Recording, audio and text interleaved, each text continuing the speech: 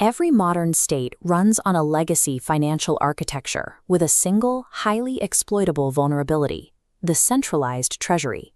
Taxpayers surrender a massive percentage of their income into this system. The moment those funds cross the threshold, they are pooled together, and all individual tracking is erased.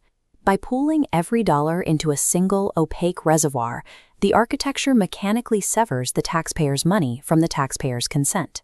Without line of sight on their capital, citizens cannot verify where it goes. This turns the treasury into a black box. Politicians can route funds to cover cost overruns, reward political donors, and finance pet projects without ever asking the public for direct approval. The centralized treasury is the mechanical engine that enables state-level corruption. This legacy system also produces a cascading failure: the annual fiscal deadline. State institutions operate under a rigid rule. If a department does not completely drain its allocated budget by December 31st, it must return the surplus and face funding cuts the following year. This triggers a highly predictable behavior. In the final days of the year, departments go on a frantic spending spree, buying excess office supplies, unnecessary printers, and redundant hardware solely to zero out their accounts. The architecture actively punishes financial efficiency. It makes saving money a liability and guarantees taxpayer waste. Replacing the people in charge will never fix this.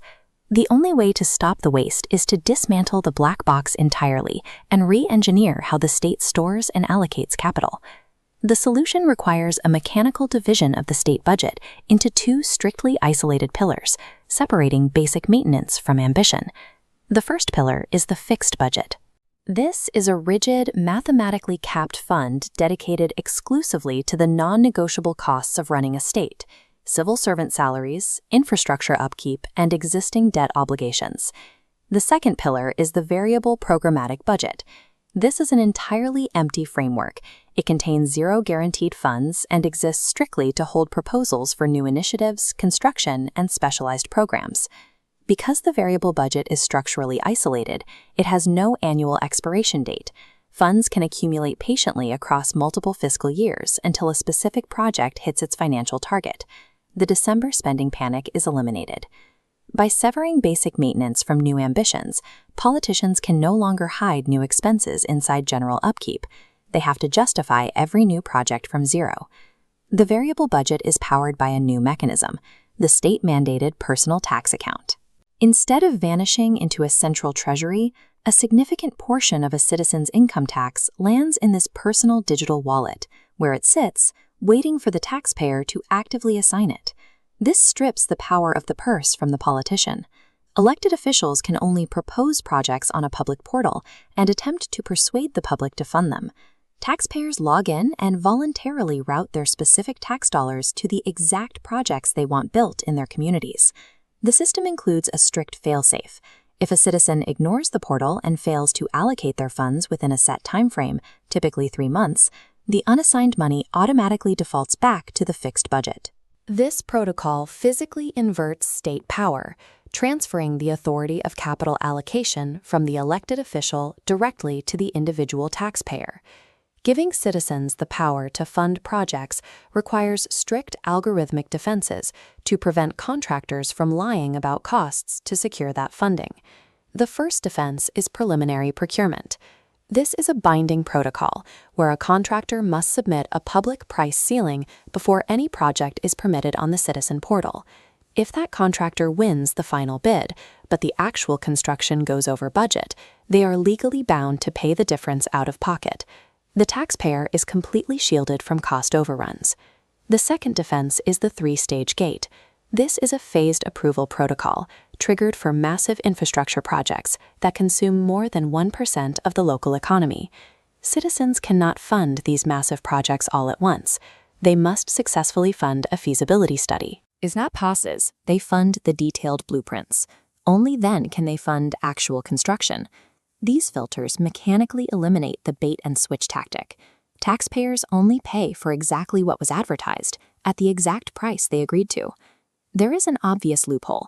A politician could attempt to bypass the citizen portal entirely by funding their pet project through massive bank loans.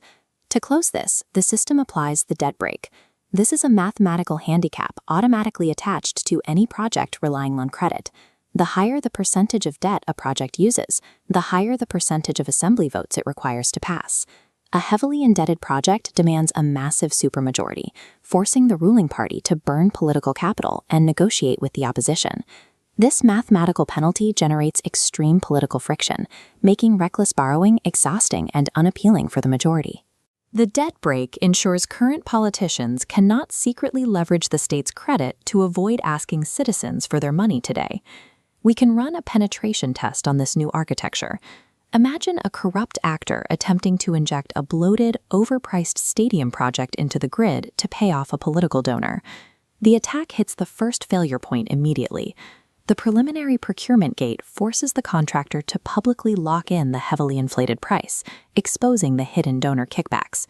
The attack then hits the second failure point. The system identifies the massive scale of the stadium and halts it at the three-stage gate, legally demanding a fully funded public feasibility study before a single brick is laid. The attack dies at the final failure point. Citizens view the transparent, bloated costs on their digital portal and universally refuse to route their personal tax dollars to the project. The corrupt politician didn't fail because an investigator caught them. They failed because the system's negative feedback loops made the theft physically impossible to execute. The architecture of consent accepts human greed as an absolute constant. Instead of fighting it, it uses algorithmic rules to render that greed highly unprofitable. Lasting change in a state is never achieved by hoping to elect honest politicians to manage an opaque system. The only way to eradicate corruption is to design a fiscal machine where the mechanical power to steal simply does not exist.